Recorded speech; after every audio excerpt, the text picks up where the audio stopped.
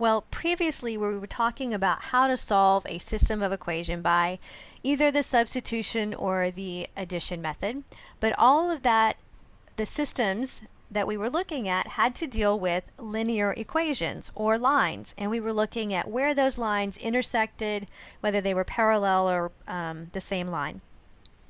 And I want to know if I can use the same method of solving a system of equation if the equations that are contained in the system are nonlinear. And that's what we're looking at here. So we are going to solve by the substitution method on a system that does not contain only linear equations or only lines. So this first one we're looking at, y squared is equal to x squared minus 9. If you don't remember, this is actually a circle. So this is a circle, and this equation here would be linear, so this is a line. The idea behind a system of equation, the solution for a system of equation, is still going to be about where the two functions intersect. So if I have a circle and a line, then I have two possible places for these two functions to intersect, meaning I have two possible solutions that I might be looking for. Now, how do I do it using the substitution method? It's going to be the same as what we did before. If I am looking at the variables that you see here, I'm going to look for a variable that has a coefficient of 1, which happens to be the x, and I'm going to solve that equation for x and substitute it into the first equation. Now, these two variables also have a coefficient of 1, but they're raised to a power other than 1. And so that makes them a little bit more complicated. The best choice out of all four of these is this variable here because it not only has a coefficient of 1, but it's raised to a power of 1. So if I take that second equation, 2y is equal to x minus 3, and I solve for x, then I get 2y plus 3 is equal to x.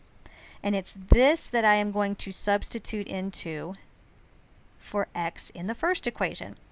So I have y squared equals x squared minus 9. But I know x is 2y plus 3. So now I have an equation in one variable that I can now simplify and solve for. So the left-hand side is y squared. We're going to expand this, meaning that I'm going to FOIL it, or I'm going to, since I know it's kind of a special product, I'm going to square the first, which is 4y squared. I'm going to double the product, which is 3 times 2 or 6 times 2, because that's doubled, which would be 12y. And I'm going to square the last. Square the first, double the product, square the last, and then subtract 9 right there. So I have kind of a quadratic function going on here. I'm going to gather all of my terms up on the right-hand side. So I'm going to subtract y squared, giving me 3y squared plus 12y, and then 9 minus 9 is just going to give me 0. So I have a quadratic function here. I want it, and it's set equal to 0. So I am going to factor the right-hand side. And I can factor a 3y out, leaving me with y plus 4. Now that I have two factors here that are set equal to 0, I can set each of the factors equal to 0. So 3y is equal to 0, y plus 4 is equal to 0. So y is going to be 0 and negative 4. Remember, we said that we had two possible solutions for where this line intersects my circle, and this is the beginnings of those points. What we're going to do now is I'm going to take each of these y values and I'm going to go ahead and substitute them into the second equation here, the second original equation, and solve for x each time.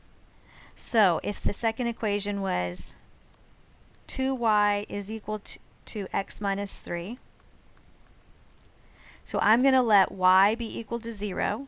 So 2 times 0 is equal to x minus 3, or 0 equals x minus 3. When I add 3 to the left, x is equal to positive 3.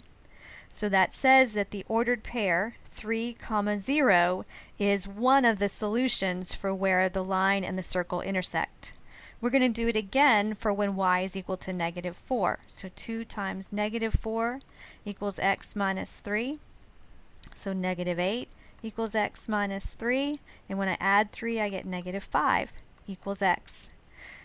So negative 5, negative 4 is the second point where my line and my circle intersect. So again, it's the same concept as what we saw before, only this time we are just not talking about linear functions. Let's practice that one more time using this set right here. Again, just to give you an idea of what we're looking at, this first equation happens to be a circle again, and the second equation is linear again. So we have the 2 points that they could possibly intersect. If I solve by substitution and I look at all 4 of these possible choices for what I can solve an equation for, I'm going to choose this y right here. Again, I chose this y because it has a coefficient of 1 and it has a power of 1, so it's going to be the easiest one for me to solve for. So 3x minus y is equal to 5. So I'm solving for y. I'm going to add 5 over here to the right. I mean, not 5. I'm going to add y over here to the right, and I'm going to subtract 5 to the left, giving me 3x minus 5 equals y. And I'm going to substitute that into the y squared that's in the first equation. X squared plus y squared is equal to 5. And I know that y is 3x minus 5. Same concept as what we just practiced. So I'm going to simplify by expanding this, which means I'm going to square the first, 9x squared, double the product, which would be 15 doubled or 30x, and square the last, plus 25 equals 5.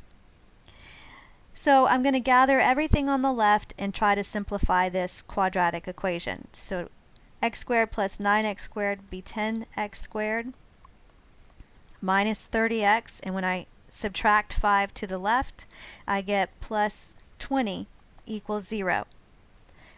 Noticing this quadratic, I can factor a 10 out of all of these terms, leaving me with x squared minus 3x plus 2 equals 0, and now my factoring is going to be much easier. So I have 10 times what I'm going to factor this trinomial into. Remember that this is going to factor into an x and an x.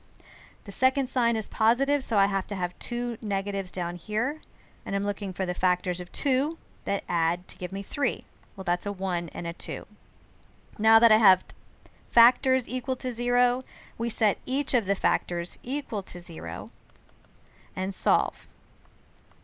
So I can see that x is going to be 1 and 2.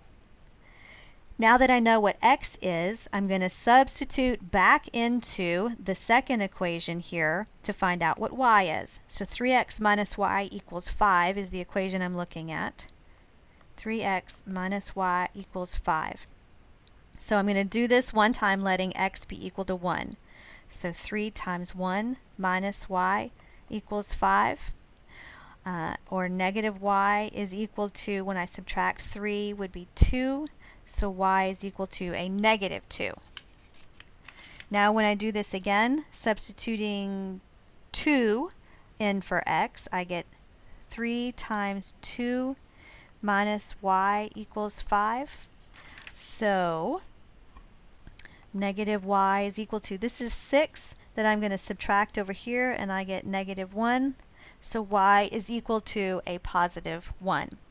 Now let's just kind of summarize. Let's write our ordered pairs for what we found. When x is equal to 1, y is equal to negative 2.